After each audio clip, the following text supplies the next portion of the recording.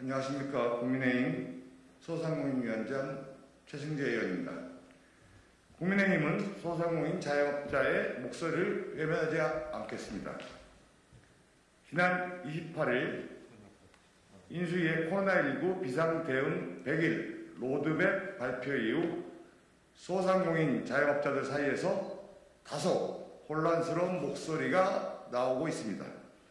이런 혼란에 대해 유감스럽고 안타까움을 느끼며 이 자리에 서게 되었습니다.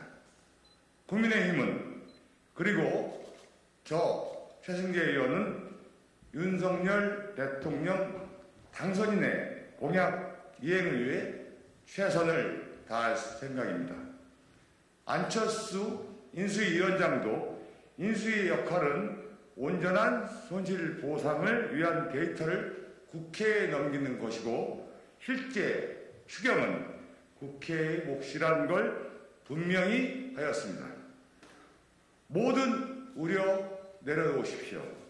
국민의힘은 소상공인 자영업자 목소리를 외면한 적이 없습니다.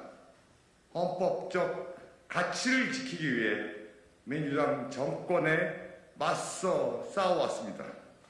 헌법 정신에 입각해서 소상공인 자영업자의 목소리를 담아 추경안을 마련할 것입니다.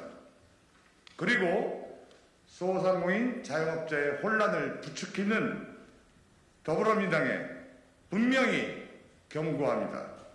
민주당 정권의 무능과 독선으로 수백만 소상공인을 폐업과 죽음으로 내몬 책임을 외면한 채 끝까지 소상공인 자영업자를 정치적 이익을 위해 이용한다면 국민의 회초리를 피할 수 없을 것입니다.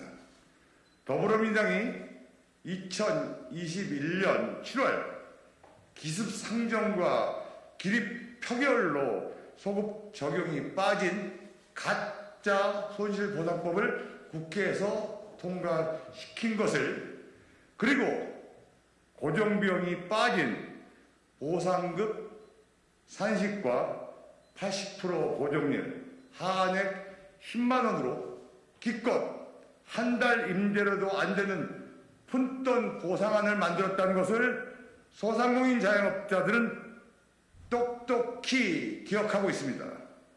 아직 구체적인 추경안이 나오지 않은 상황에서 당시 소급 적용을 위령 같은 것이라고 매도했던 더불어민주당의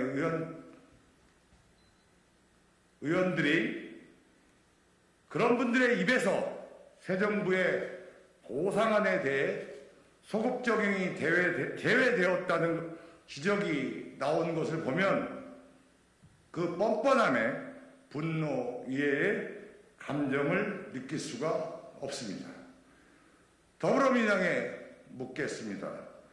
꼼수 탈당에 회기 쪼개기까지 동원해서 범죄 은폐용 검수안박 법안은 그렇게 통과시키려 했으면서 국민의힘이 발의한 손실보상 소급적용 법안에는 왜 협조하지 않는 것입니까?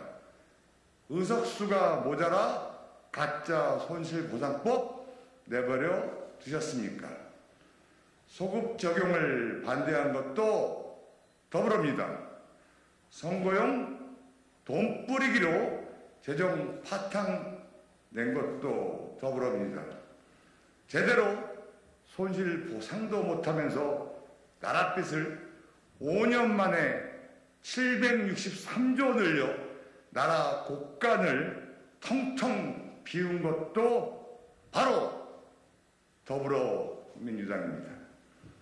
더불어민주당은 과거 잘못에 대한 책임으로부터 자유롭기에 바른 말을 할 수 있는 박지원 비상대책위원장의 말을 경처해야 할 것입니다.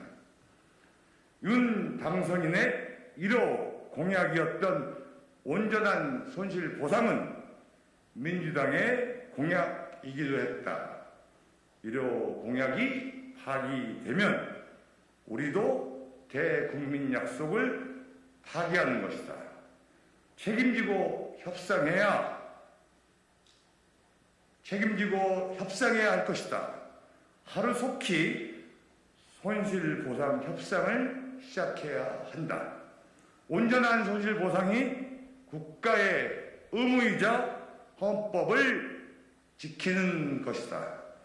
국민과 한 약속을 지키기 위해 분투하는 새 정부에게 공약 후퇴니 현 정권보다 못한 손실보상이냐 하는 망언을 뱉기보단 석고대죄하는 마음으로 이 말을 경청하고 더불어민주당은 따라야 할 것입니다.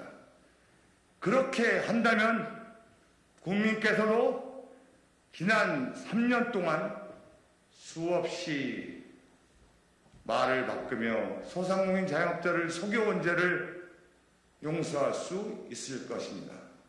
그리고 비로소 협치라는 낱말을 입에 올릴 자격을 얻을 수 있을 것입니다. 다시 한번 약속드립니다. 윤석열 당선인과 국민의힘은 시간이 다소 걸리더라도 법과 원칙을 지킬 것입니다. 무엇보다 코로나19로 무너진 소상공인 자영업자 재건을 위해 노력하겠습니다. 또 최선을 다할 것입니다. 소상공인 자영업자의 목소리를 외면하지 않겠습니다. 이상입니다. 2022년 4월 30일 국민의힘